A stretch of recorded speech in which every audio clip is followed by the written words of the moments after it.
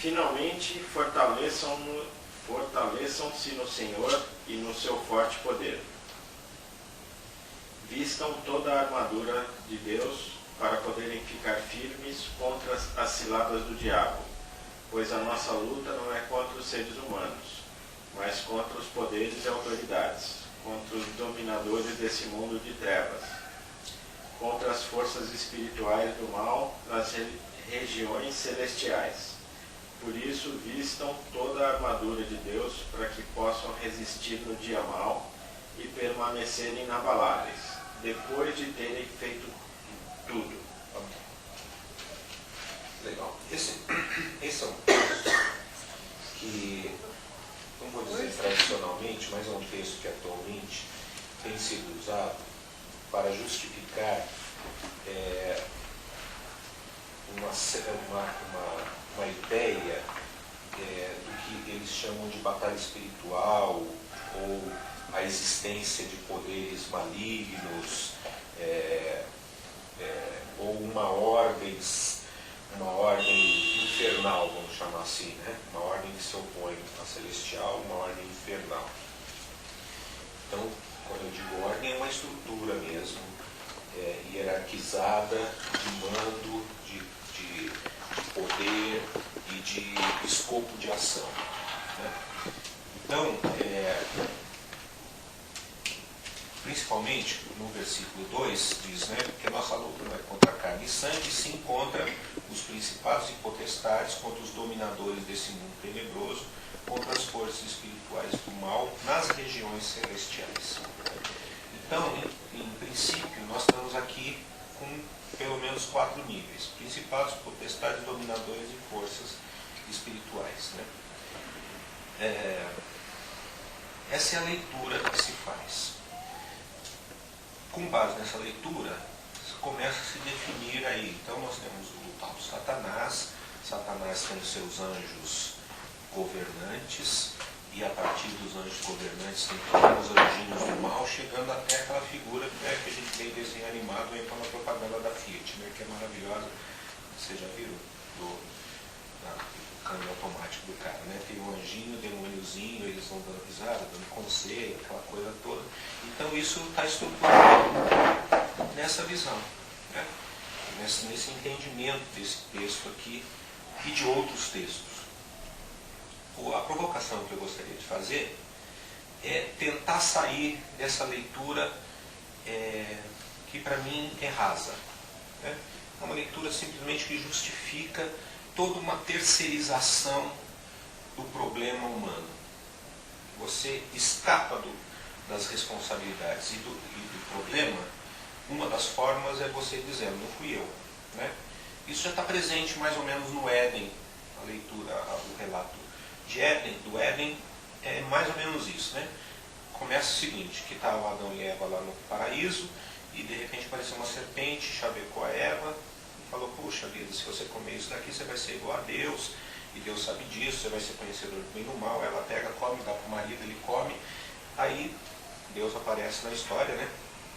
E pergunta para Adão, o que você fez? Você está com medo, se escondendo? Ah, porque eu soube que eu estava nu, não sei o que. Quem te disse? Ah, não fui eu. O Senhor fez a Eva, e a Eva me seduziu, né? Ela seduziu, mas a Eva me deu de comer e eu comi. Aí Deus vai lá para a Eva e fala, Eva, o que você fez? Não fui eu, é a serpente. Como a serpente não tinha mais para quem jogar, ela se recolhe. Então, essa para mim é uma leitura muito clara e possível de como a gente enfrenta os grandes problemas da nossa existência, terceirizando a responsabilidade. Uma das formas de terceirizar a responsabilidade é dizer, não fui eu, foi a serpente. E com isso eu olho para esse texto aqui e falo, eu não tenho problema, o problema não está em mim. O problema está nos principados, nas potestades, nos dominadores e nas forças espirituais desse mundo tenebroso que atuam na região celestial. E eu saio incólume, eu sou vítima de um processo, e a briga então se dá, vamos dizer, num cosmos fora de mim, entre Deus e o diabo, né? Uma visão maniqueísta, que é muito interessante esse negócio do maniqueísmo, né? Estudando lá na filosofia teve a oportunidade de ler Santo Agostinho. Aqui eu estou fazendo um parênteses, como diria meu professor que deu essa aula. Vamos fazer um parênteses. Santo Agostinho, em 200, 300 e pouco, quase 400, a briga profunda que ele tinha era contra os maniqueus.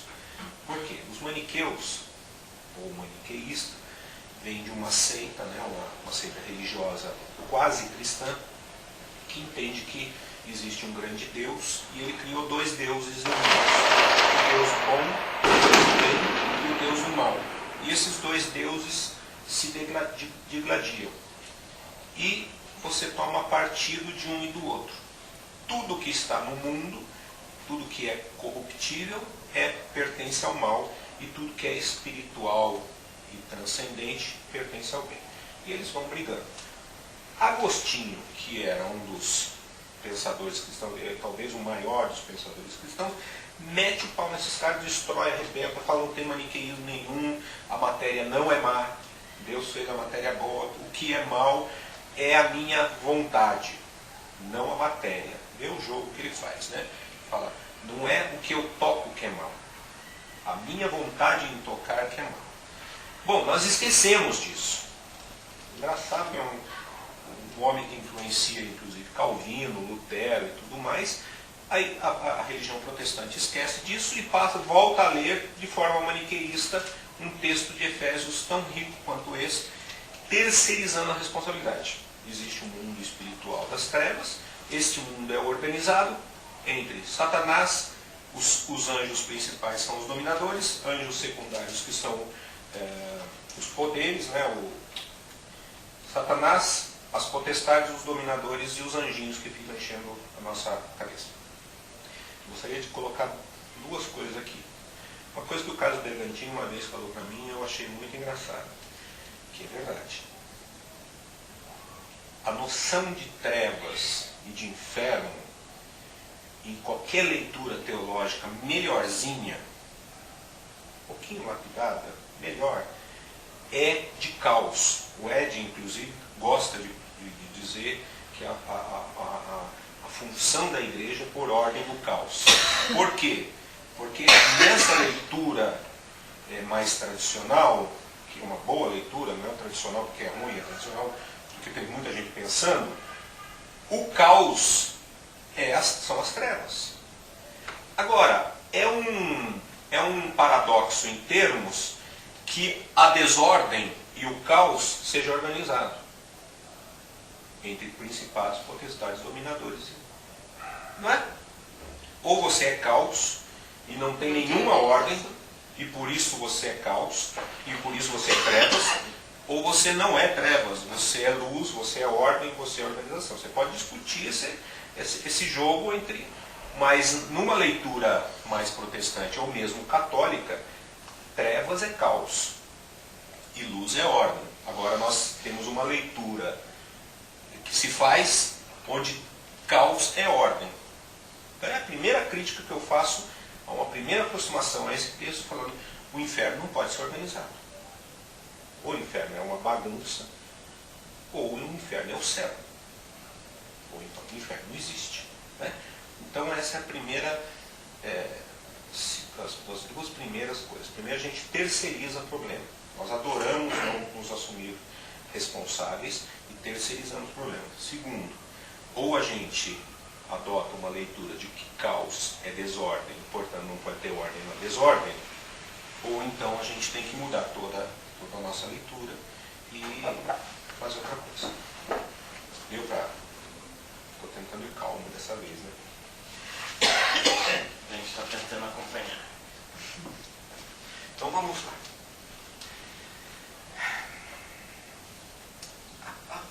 A segunda coisa que eu gostaria de colocar aqui, antes de entrar em Coríntios, a terceira, é que, voltando, nós estamos diante de traduções. E quando nós estamos diante de tradução, não vamos desprezar o ambiente cultural que a gente tem. A leitura prévia que nós já temos sobre qualquer livro ou sobre qualquer coisa. Estava lendo essa semana um texto e o autor falava o seguinte, que uma certa história é como uma moça e um padre que estão diante de um telescópio, e a moça olha para o telescópio e olha para a lua. E ela fala então para o padre: padre, que interessante, eu estou olhando para a lua e vejo na lua duas pessoas enamoradas, um casal de enamorados, juntos. Aí o padre fala: não pode. E olhou e falou: não, moça, você se enganou, é o portal de uma catedral. É mais ou menos isso que eu estou falando. Nós estamos diante de uma luneta, a leitura que eu faço já é pré-definida pelas minhas próprias ansiedades diante do texto. O texto traz para mim, ou qualquer coisa, um quadro, uma música, traz para mim emoções e mesmo o texto bíblico. Não, e aí está o cerne do que eu quero falar hoje em relação a esse texto específico, na verdade, sobre todo. Quando eu falo tradução, é isso, é nós olharmos um telescópio e ao olharmos por aquela lente a lua, nós vamos traduzir aquela imagem nas expectativas pessoais que eu tenho diante da imagem. Não vamos achar que somos isentos. Nós oramos a Deus que o Espírito nos ajude a ter imagens o mais correto possível. Por isso que eu acredito muito no conceito de eclésia, porque eu posso estar olhando para a lua e olhando um casal de namorados ou um portal de uma catedral. E alguém vai falar para mim: meu amigo, você está olhando cratera, iluminações e sombras. Eu vou falar: racionalmente sim, mas a minha imaginação continua vendo isso e isso aquilo. Por isso a igreja é importante, porque a gente vai se lapidando nesses processos, né? E conversando e discutindo e tentando chegar se não num consenso, pelo menos ouvindo as partes e poder chegar num lugar que pelo menos nos faça pensar. Essa é a ideia aqui, ok? Então nesse momento eu convidaria a gente ler 2 Coríntios 10. E a primeira coisa, antes de ler, é o seguinte: vamos atentar para quem está escrevendo Efésios e para quem está escrevendo Coríntios. Nós estamos falando da mesma pessoa. Paulo escreveu aos Efésios e Paulo escreveu aos Coríntios. São 2 livros distintos, mas é a mesma pessoa. Portanto, se ele vai falar de um tema correlato, no meu ponto de vista, ele parte de uma mesma premissa ou um mesmo conjunto de premissas. E, só para nos balizar, lê então do 4 ao 6. 10, 4 ao 6. 2 Coríntios 10, 4 ao 6. As armas com as quais lutamos não são humanas. Ao contrário, são poderosas em Deus para destruir fortalezas. Destruímos argumentos e toda pretensão que se leva contra o conhecimento de Deus. E levamos cativo todo pensamento para torná-lo obediente a Cristo. E estaremos prontos para punir todo ato de desobediência, uma vez estando completa a obediência de vocês. Perfeito. Dá para perceber que o tema é muito próximo. Em Efésios ele está dizendo o seguinte: revestidos de toda a armadura de Deus, plá, plá, plá. E aqui ele está falando: as armas da nossa milícia não são carnais. E aqui ele fala também que nossa luta não é contra carne nem sangue. Então, ele está usando a mesma premissa. É quase que ele estivesse, no meu entendimento, olhando para a mesma situação. Ele está olhando uma situação de confronto, sem dúvida. Ele está olhando uma situação belicosa. Ele está falando em guerra, está falando em armas, armadura, que são todas imagens muito fortes naquele momento de 1900 e tantos anos atrás, o Império Romano se estabelecendo ali. E ele está falando: a nossa arma não é contra a carne, não é contra a gente, não é contra sangue. A nossa arma, em Efésios, ele fala, é contra principados, potestades. Só que quando a gente volta para o Coríntios, ele fala: nossa arma, nossa guerra é contra sofismas, contra estruturas de pensamento. Então, de onde é que você está? Coríntios. Não, eu sei, mas de onde é que você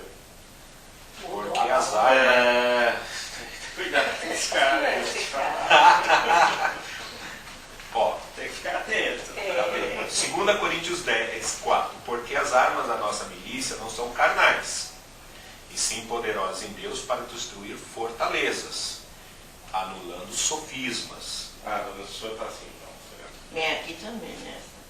E toda altivez que se levanta contra o conhecimento de Deus. Certo.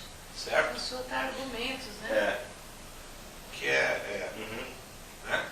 Quase a mesma coisa, podemos pensar. Aqui ele está falando contra principados, potestades ou princípios, como você já está escrito princípios, né? Em Efésios. Então, a tua leitura já nos aproxima daquilo que eu estou querendo falar. Que, em vez de nós pensarmos em principados como anjos demoníacos, nós, entendo eu, devemos pensar principados como princípios de pensamento. Como o Jung fala arquétipos, né? Arque. A palavra principados aqui é a palavra arque, de arqueologia, de arquiteto, por exemplo. O que é o arquiteto? Tecton é técnica. Arque é o técnico, é o primeiro técnico. É aquele que faz o desenho da coisa. Aquele que concebe a estrutura da coisa. Antes que o engenheiro entre fazendo a coisa, né?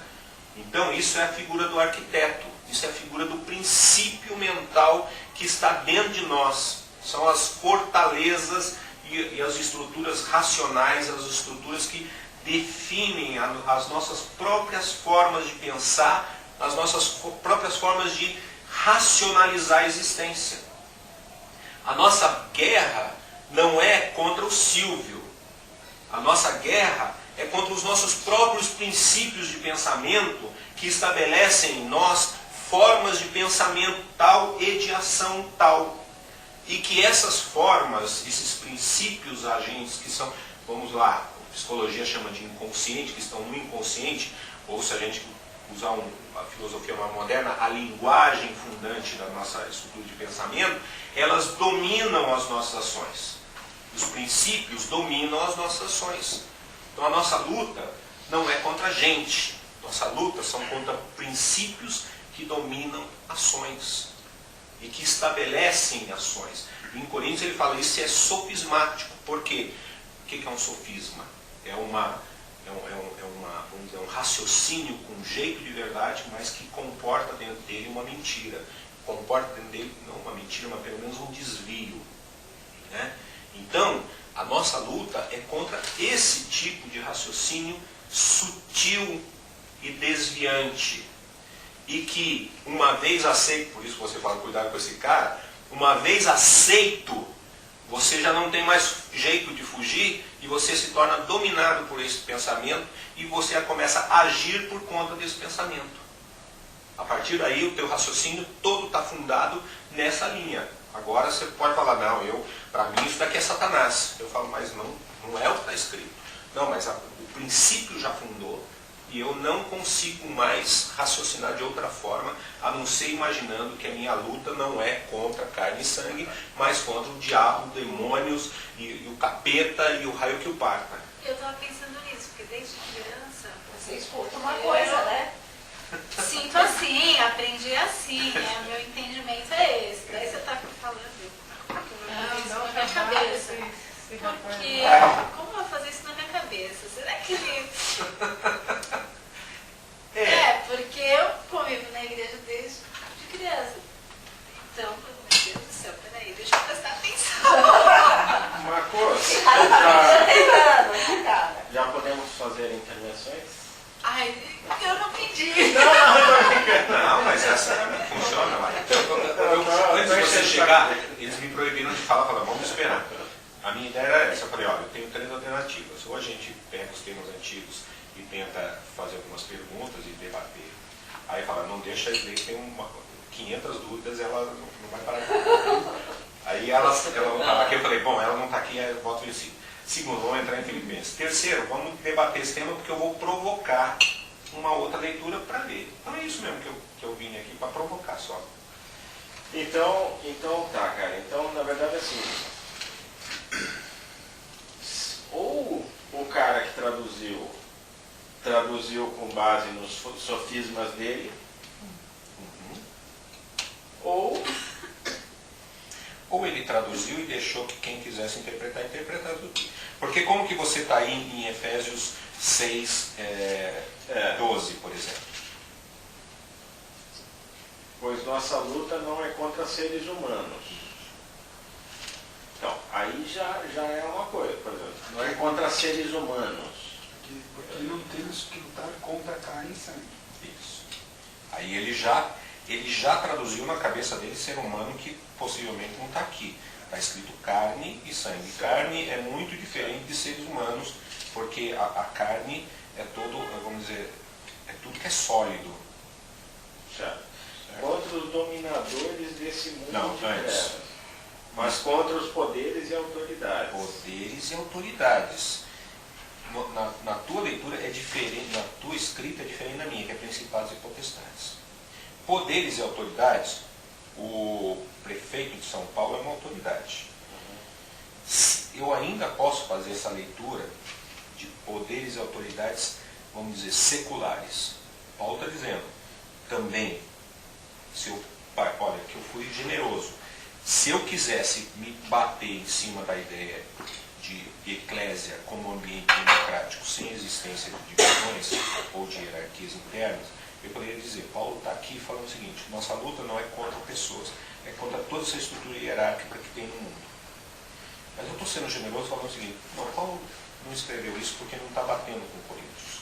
Paulo está dizendo o seguinte, são os princípios que eu tenho na minha cabeça, eu individualizei isso daí e não politizei. Porque aí vai para um outro caminho. Você vê que o teu texto dá uma nuance que esse texto aqui já não dá.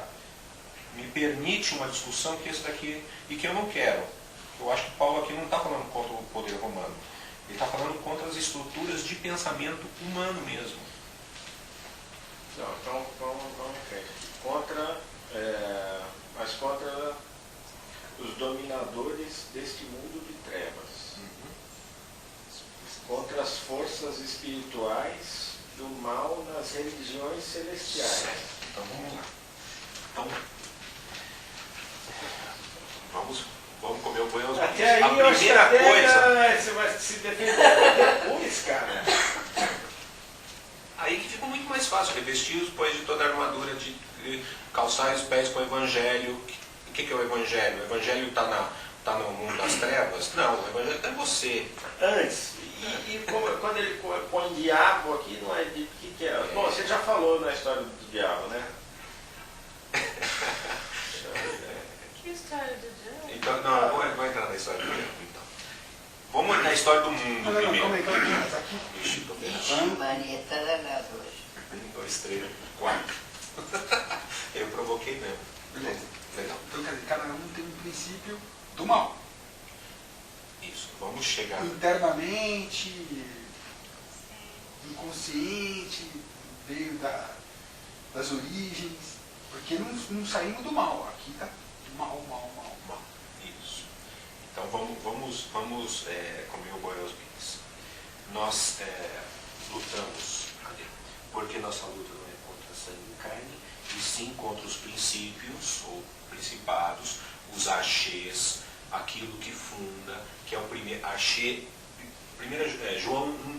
No princípio era o verbo estava com Deus e o verbo era Deus.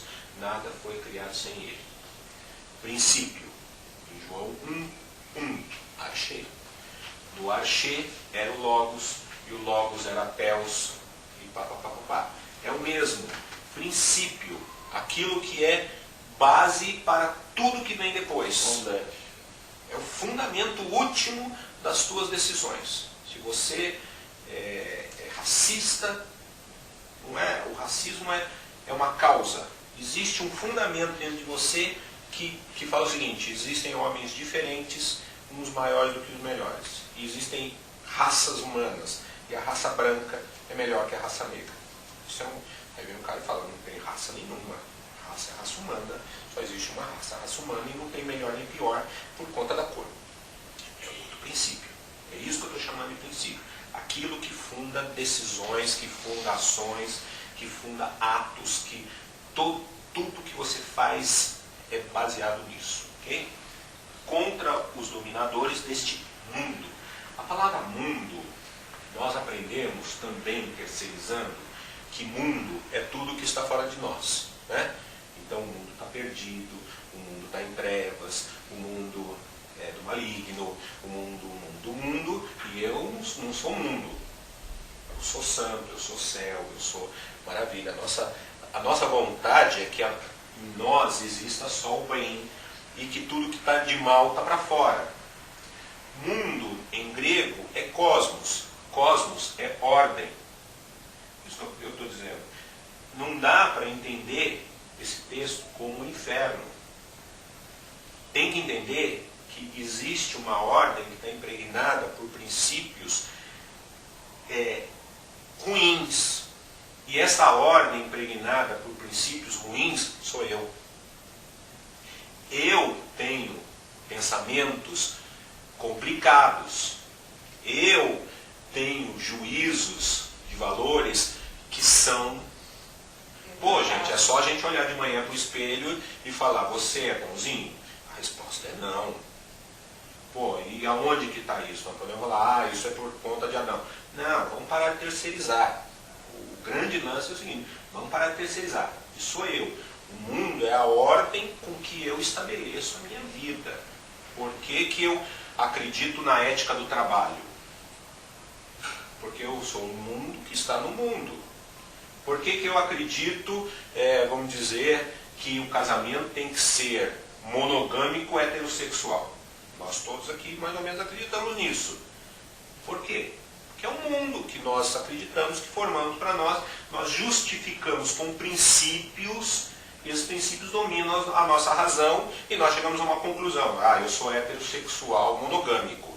Legal, mas no fundo é um princípio que você estabeleceu. Né?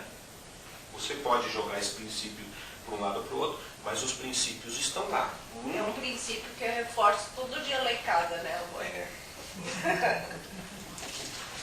Todo dia eu lembro, vai que isso. Esse mundo, vamos entrar um pouquinho então em Jesus, vamos sair um pouco de Paulo, entrar em Jesus, a parábola do joio e do trigo. Primeiro ele começa a falar a palavra do trigo. E tinha um homem que saiu a semear. Ele pegou semente de trigo e jogou na terra, e aí jogou no caminho, a semente caiu no caminho, caiu entre as pedras, entre os espinhos e num campo bom. Aí, que caiu no caminho, os pássaros vieram e pegaram, que caiu entre os espinhos, o espinho sucumbiu, e que caiu por bem, deu 30, 60 e 100 por um. Aí perguntaram, mas o que é isso daí? Ele falou, a semente é boa palavra, o semeador é o pai, e o campo sois vós. Entendi. Então, o Senhor semeia a boa palavra em mim. Agora eu vou contar uma segunda parábola. E tinha um campo, e o semeador plantou trigo. E veio de noite um homem perverso e jogou o joio. Jogou aonde? No campo. E cresceu. Aí os servos do Senhor falaram, olha, o homem mau plantou joio no meio do... Deixa quieto, porque no dia da colheita nós saberemos distinguir do outro. Quem é o campo? É o mesmo do outro. Sou eu. Em mim há a presença tenebrosa de um mundo desordenado, um mundo complicado, cheio de joio. Em mim há um mundo bacana, que eu tenho o prazer de falar, como eu sou bonito, porque tem trigo. Paulo. Mas aí tem o terceiro, o homem mau. Pode ter o homem mau. Aqui a gente teria que discutir quem é o homem mau. Nesse momento eu não quero discutir o homem mau. Estou fugindo. Eu estou querendo enfrentar aqui isso. Em vez de eu terceirizar para o homem mau, eu estou assumindo a minha responsabilidade, ou pelo menos estou olhando para o meu espelho da alma e estou dizendo, existem princípios, existem poderes, domínios maus em mim. E é essa questão que eu enfrentando. Eu posso talvez alterar ou talvez colaborar, aí vem a figura de novo de Coríntios, né? O edifício, nós sermos colaboradores de um edifício que pode alterar essa ordem meio complicado. Ainda que não possamos extirpar essa ordem, nós podemos colaborar, né? Esse mundo tenebroso contra as forças espirituais do mal nas religiões celestiais. Forças espirituais, na minha leitura, não é necessariamente demônios. A palavra espírito é pneuma. E pneuma é todo sopro vital. Todo sopro vital, toda a força que eu tenho, todo impulso da minha existência é um pneuma grego. Não é um espírito vagante num lugar chamado mundo espiritual. O mundo espiritual, na minha leitura, sou eu mesmo. Nós estamos transcendendo as coisas em excesso, dizendo que o mundo espiritual tem eu no mundo material e existe um mundo espiritual vagante, cheio de almas boas e ruins, cheio de demônios e anjos. É o que dá a entender aí depois, até quando ele fala em regiões celestiais, né? Sim, essa mas é a leitura. E se eu falar que região celestial sou eu? Então, mas não é o Sim, tem, mas o que é templo, por exemplo, do Espírito Santo?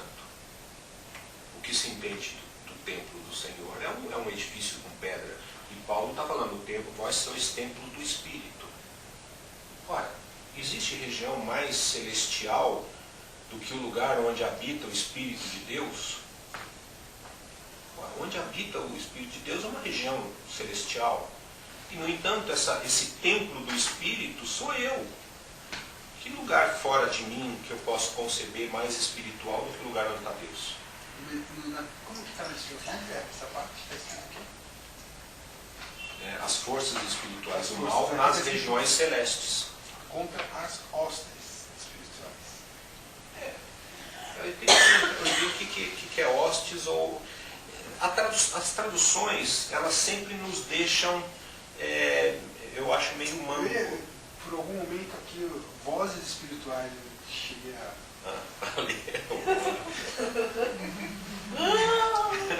Entendeu? E é o que você está falando. Que o mundo espiritual.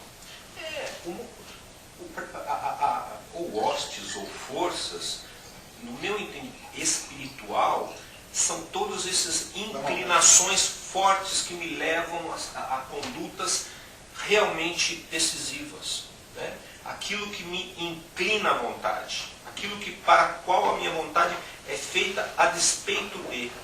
Para mim isso é uma força espiritual, que você, se o teu mundo está desordenado, ou se o teu mundo está fundado em princípios, vamos dizer, não da justiça divina, não do amor e da graça divina, aí aproximando o resto do texto, então ele está chamando isso de forças espirituais do mal. Ou seja, você se inclina, as tuas decisões são inclinadas, os teus desejos, o teu potencial vital, toda a tua ansiedade é inclinada para coisas as quais Deus não chama de bom. Ou as quais você mesmo vai chamar, isso daqui não é bom. Né? Que são essas forças que agem em você, essas hostes, esses batalhões internos que... Agora, o que a gente não pode querer é que haja um mundo espiritual que esteja ausente de mim.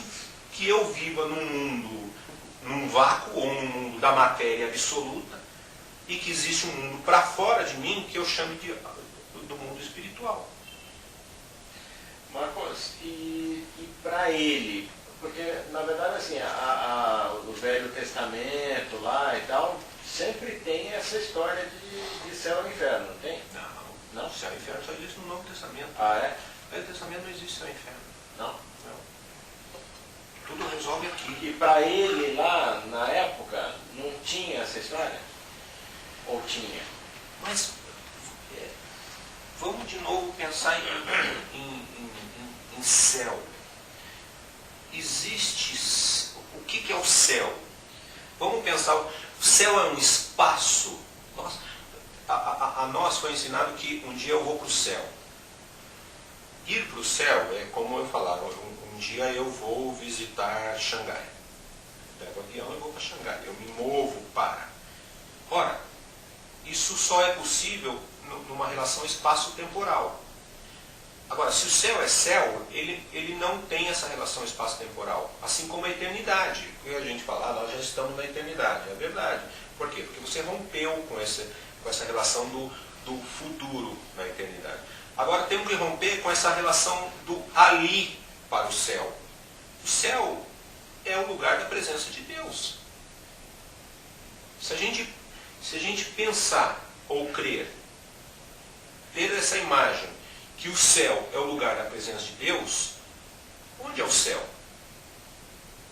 Onde você encontra venha a Deus. nós o teu reino. Não é? Me leve para o seu reino. Pois é. Né? Venha a nós o teu reino. O céu, a minha concepção de céu, de reino, é o lugar da presença de Deus. Um lugar onde eu me encontro com Deus. Agora, se é um lugar onde eu não consigo encontrar Deus, ali para mim não é céu. Pode ser qualquer outro canto, mas não é céu. Por quê? Porque Deus não está preso ao espaço-tempo. Essa questão não se faz diante de alguém que não é físico. Então, a minha pergunta é no sentido assim, o que ele está vivenciando e falando baseado na realidade dele. Então, Isso. por exemplo, quando ele fala diabo aí, ele tem essa figura no tempo dele? Imagina o seguinte, duas coisas eu gostaria de colocar. Primeiro, a questão do diabo, a gente pode entrar de duas saídas do diabo. Primeiro, indo na raiz da palavra e perguntando o que é diabo para ele. Isso que eu queria dizer. Segundo, é pensar, além dessa figura, será que ele está pensando numa possibilidade delas? 2, quando eu trouxe o texto de Coríntios, o texto de Coríntios, para mim, abre a perspectiva muito maior, porque ele aqui explicitamente não fala em diabo, não fala em principados e potestades, mas ele está falando a mesma figura bélica. A minha luta não é contra a carne nem sangue, ou a minha luta não é contra as coisas do mundo, não, porque a nossa milícia não são carnais, mais poderosa em Deus para destruir fortaleza, anulando sofisma e toda altivez que se levanta contra o conhecimento de Deus, levando cativo o pensamento à obediência. Aqui ele é absolutamente objetivo e restrito a relações de pensamento e ordens de valores mentais. Ele está falando em sofismas, fortalezas mentais e altivez e conhecimento de Deus. É sobre isso que ele está falando, que é a luta que nós travamos. Quando eu vou para Efésios, ele coloca algumas outras figuras, mas no meu ponto de vista ele está falando a mesma coisa. Princípios mentais, dominadores da nossa racionalidade, vamos chamar assim, não tem essa palavra racionalidade, mas dos nossos pensamentos, forças espirituais que estão dentro de nós e não para fora de nós. Agora, a figura do diabo, a palavra diabo, diabolos, é toda oposição, é tudo que se faz oponente, né? É uma oposição, não é necessariamente um ser extramundano que vai me atormentar de madrugada dessa ou daquela forma, que vai me incorporar, que vai me... toda uma teologia. Se eu simplesmente entender qualquer forma de oposição a eu ter esse encontro com, vamos colocando aqui nos termos dele, com o Evangelho de Jesus Cristo. Não importa, veja, Paulo estava enfrentando oposições profundas, e as oposições profundas que ele estava, não era de diabo, era de judeu e de romano. Quem prendia Paulo, quem batia em Paulo, quem extraditava Paulo, quem algemava Paulo, quem punha Paulo na cadeia, quem tentava impedir o progresso do Evangelho, segundo o que Paulo nos relata, não eram demônios. Ele não ficava amarrando ninguém. Eram os romanos e eram os judeus. Por quê? E ele está falando, mas o meu problema não são com os romanos e com os judeus. O meu problema não é contra carne nem sangue. Não é matando o romano, não é matando o judeu que eu vou resolver o meu problema. Primeiro, que o problema está em mim. Segundo, que o problema são os princípios que estão também neles, que levam com que eles tomem essas decisões. Não adianta eu matar um monte de romano. Vai ser sempre um romano a mais que mantém uma estrutura de princípios que dominam as ações dele e ele vai vir para cima de mim. Então, mas você poderia interpretar também que esses romanos estão agindo segundo orientações ou influências do diabo. E eu continuo terceirizando o meu problema. Eu acho que eu continuo terceirizando o meu problema e dizer, eu não tenho culpa de nada. Porque foi o diabo, Senhor. A mulher que tu me deste. A resposta de Adão é genial.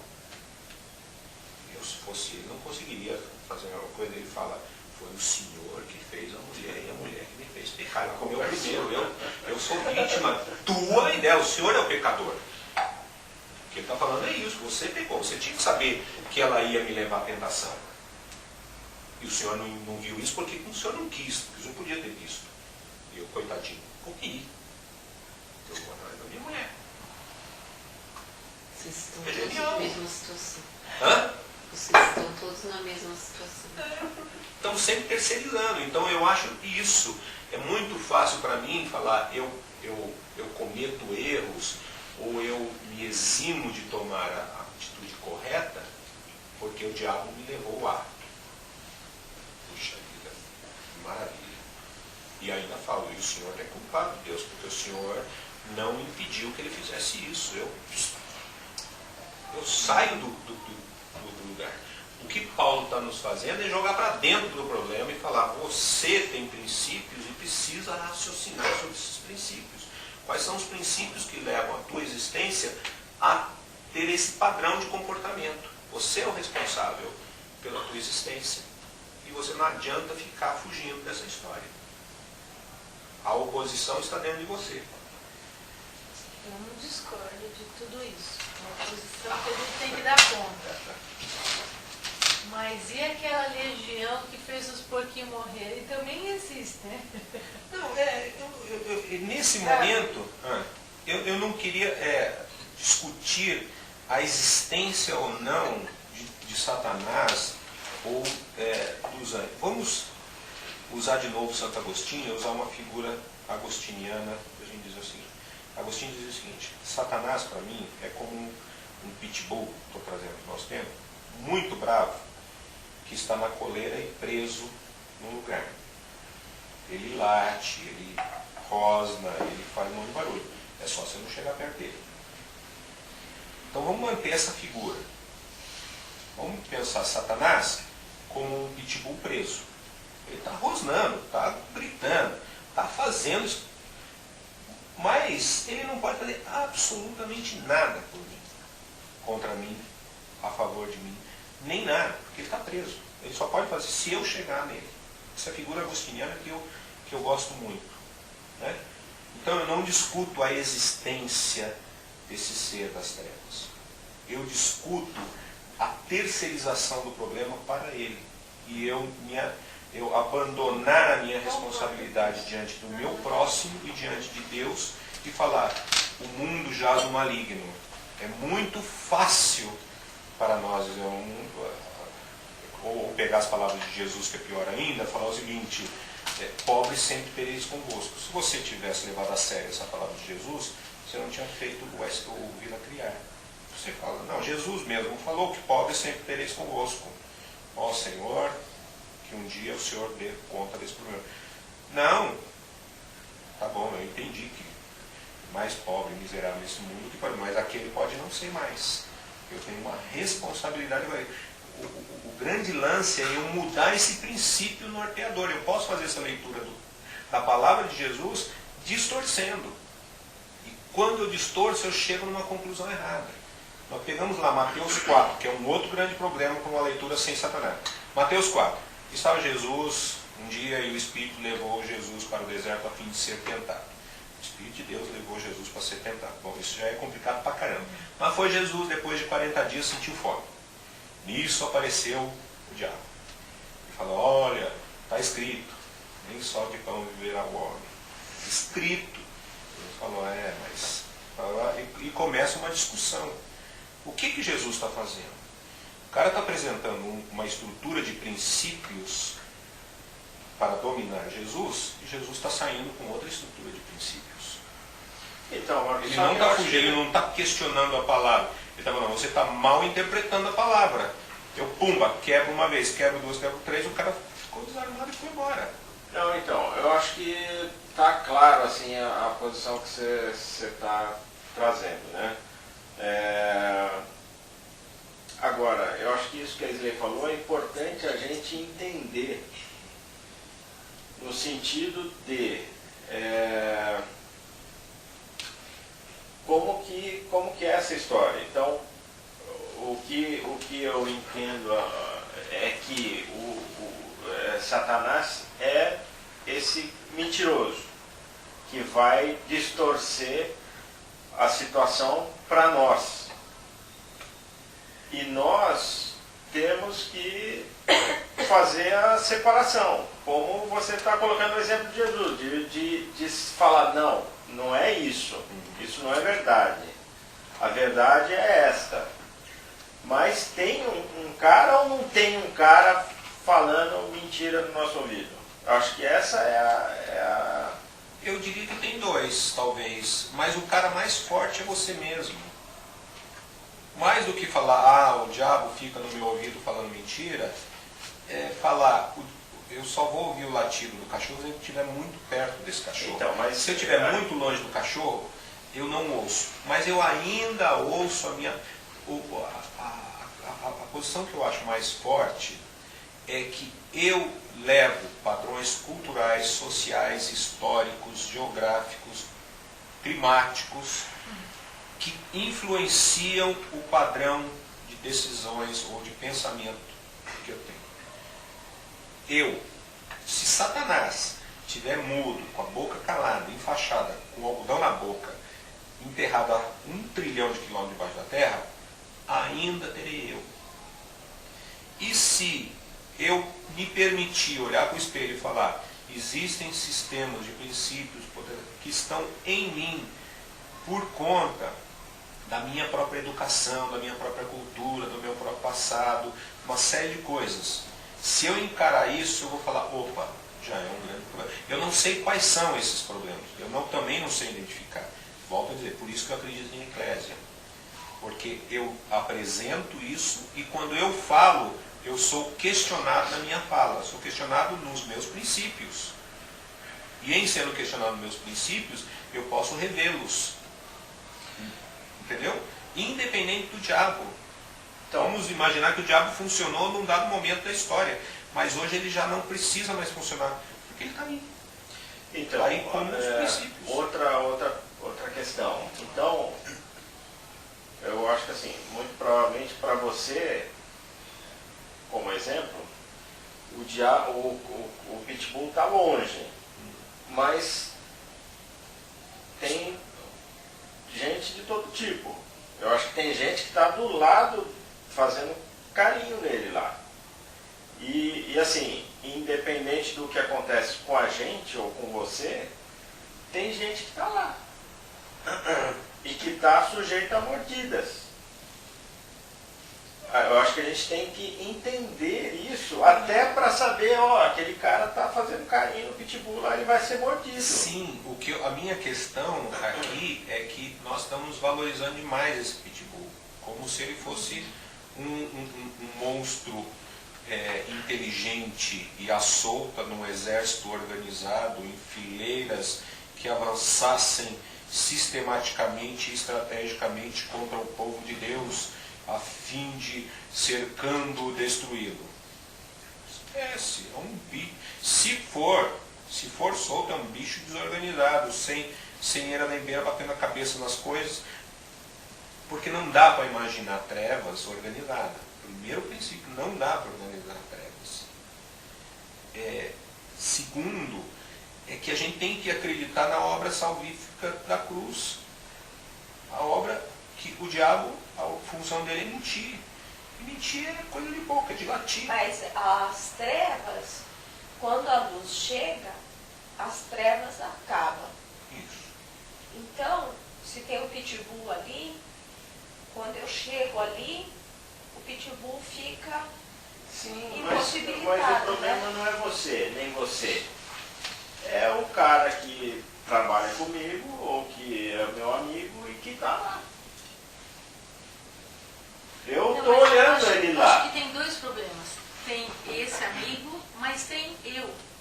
Não, eu estou entendendo essa questão do eu. Tá. Eu, para mim, está tudo bem. Certo. Mas e o não eu, que não está tudo bem? É, o meu amigo que não ouviu isso, não sabe o que Sim, mas no momento que o meu discurso é todo baseado nessa força tremenda das trevas em resistir, atacar e causar danos fundamentais e frontais à obra de Deus, eu estou exacerbando, o que eu quero dizer é isso, estou exacerbando o poder de quem já não tem mais poder. Eu estou dando crédito a uma mentira, criando imagens que ela já não... É como aquela figura dos desenhos animados, que um pequeno ratinho se aproxima da vela e projeta na parede um rato forte, musculoso, e o gato treme, né? Tom e Jerry, e ele treme de medo. Até que ele olha, né? Figura meio da caverna de Platão isso. Aí ele olha pro bichinho e fala, isso é pequenininho. Pô, vou dar nele. O que nós estamos sendo treinados é olhar para a figura projetada na parede de um monstro fantástico. Quando o grande monstro sou eu. A figura deformada e positiva, a figura misturada, sou eu. E essa mistura não é possível de ser desfeita.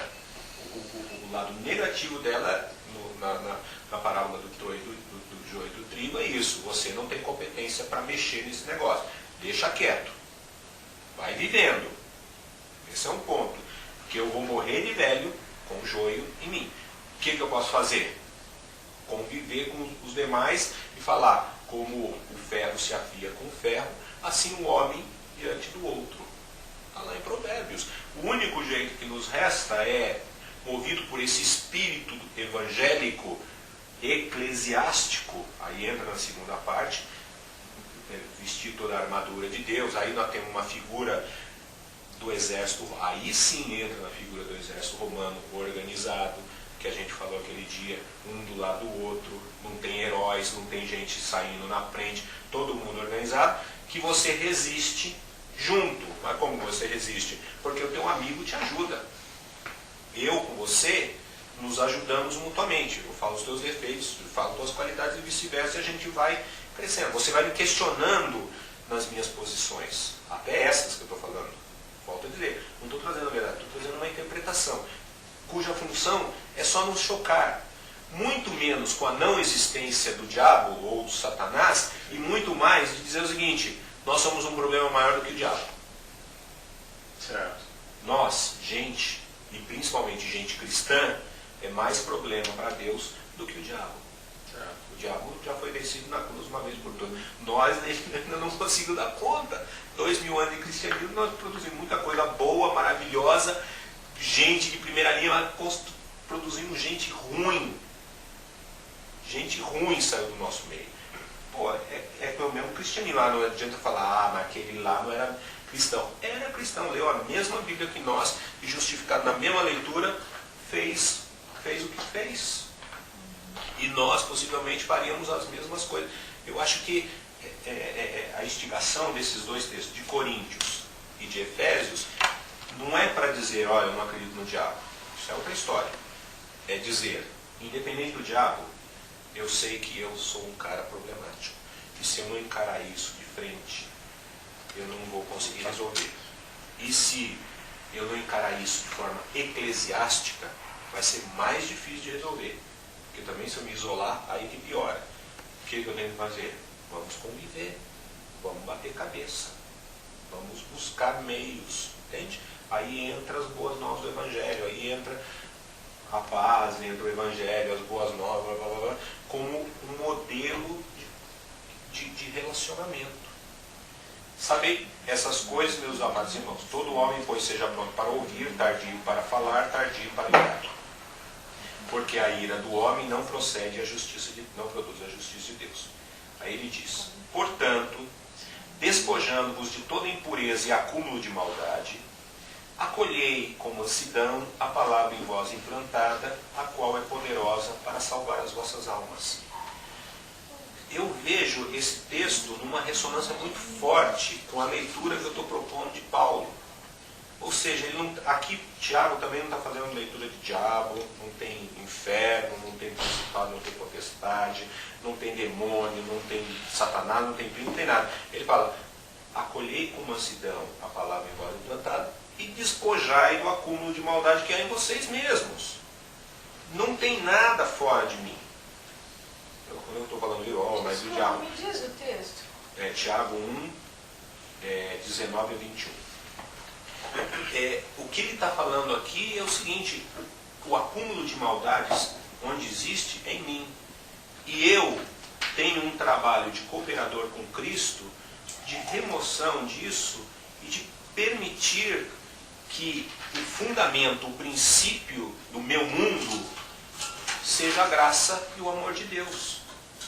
E não sejam mais coisas outras que não a graça e o amor de Deus. Ele não está falando graça e amor de Deus, com uma linguagem mais paulina, estou forçando um pouco, mas ele está fazendo esse jogo de acúmulo de sujeira, de joio, e eu poder planta trigo na tua cabeça. Sabendo que tem joio? Planta trigo na tua cabeça. Mais ou menos essa leitura de Paulo. A nossa luta são contra sofismas, contra fortalezas mentais, contra estruturas de pensamento que me impedem o conhecimento de Deus. E quando eu conseguir extirpar essas coisas, sempre onde eu vou conseguir, eu conseguirei então ter a mente de Cristo, vamos chamar assim. Ter um outro patamar. Agora, Ambição. Exato, eu acho. o que é? Que Adão então nasceu, sei lá, com o princípio da curiosidade, da ambição, Foi Eva da primeiro. inveja. Foi a Eva Os primeiro. dois. Não, primeiro foi ela. Mas, mas ele ele também foi teve. despecado também, Não, né? Adão Ele foi poderia, vítima só, ele não foi? poderia ter um princípio de... Ele foi um coitado. Não, ele ele não foi poderia ter coitado, tido- mas quem começou foi ela. E se ele tivesse agido com o espírito de, sei lá, de tentar reverter a situação? Poderia fazer isso, né? Eu imagino o seguinte, se ele tivesse falado assim, a história do Jerry Maguire, o último momento do filme é muito bonito, né? O Jerry Maguire pronta, e no fim ele fala, eu vim ver a minha esposa, né? Você já viu esse filme? Já. Aí ele começa a fazer o discurso e ela fala, cala a boca, quando você falou, eu vim ver a minha esposa, você já me ganhou de volta, né? Então eu acho que é mais ou menos isso. Se Deus chegasse e falasse, Adão, o que você fez? Pequei. Tá bom, vamos recomeçar. Eu acho que é isso que faltou no Adão. Não foi comer, não comer, tudo aquilo. Ele falou, não fiz nada, foi ela e o Senhor. Nesse momento, Deus falou, começou errado. Meu, porque Davi, quando ele reconheceu, ele foi restituído. né? E depois que veio a promessa, o Messias. Né? Depois da queda, pequei. Pequei? Então agora você é o cara que, segundo o meu coração. Legal um cara isso, né? de compromisso e de conversões. Né? Metanoia. Diferente do chefe dele lá, como que ele chamava? Saul? Saul, né? Saul. E aí começou a se explicar, né? É nesse sentido que eu leio esse texto. Se eu olho para mim e vejo que o meu mundo é tenebroso, eu tenho a chance de falar para Deus, eu tenho um mundo tenebroso, tem joio e tem trigo.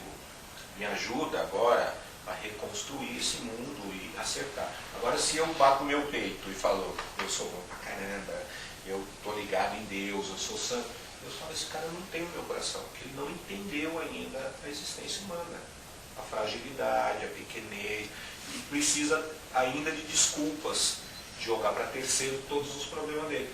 Assume, sou eu. Você, vamos começar com Pedro e Jesus. Você me ama? Eu não consigo dizer isso. Apacenta as minhas ovelhas. Talvez se Pedro falasse, não fui eu, foi... Cara, perdeu o caminho. Mas ele assumiu a sua problemática, Jesus foi atrás dele e falou, apacenta as minhas ovelhas. Eu acho que esse é o lance da vida cristã. É saber que nós somos frágeis. E não precisamos terceirizar a nossa fragilidade. Assume a limitação e manda bala. Eu concordo, acho que faz todo sentido. É que assim, de repente tira também da cabeça essa coisa de poder maligno, sei lá, de poder do bem. E fica meio estranho. Então, por exemplo, a gente fala, por que a África, né, é um discurso, por que a África é tão pobre? Né? É porque eles adoram muitos demônios, vamos falar. Mas aí você tem uma leitura pior. A África era normal, não tinha tanta doença, não tinha pobreza, não tinha fome. Aí um bendito de um homem branco foi lá colonizar a África. Levou a doença, levou a fome, levou os grandes problemas da África. De hoje são decorrência de 200 anos atrás. De quem? Da civilização ocidental cristã branca. Então a gente tem que bater no peito e falar, perdão, África. O demônio da África sou eu, homem branco, civilizado. Mesma coisa os nossos índios no interior. Estavam sem doença, sem nada. O primeiro homem branco pôs ali, morre um monte de índio de gripe. Quem é o demônio do índio? Não é Tupã. É um homem que veio com a cruz. É nesse sentido que eu acho que a gente tem que ter um pouco de mais responsabilidade com a vida na Terra e com a vida do próximo. Eu causo mal a mim, causo mal ao próximo. Mas eu causo bem a mim e causo bem ao próximo. Porque em mim existe o joio e o trigo. Porque você também ia deixar, tem que levar o evangelho todo? Sim, todos. claro, não. Aí tem que, mas a discussão tem que ser corresponsável, é isso que eu estou dizendo.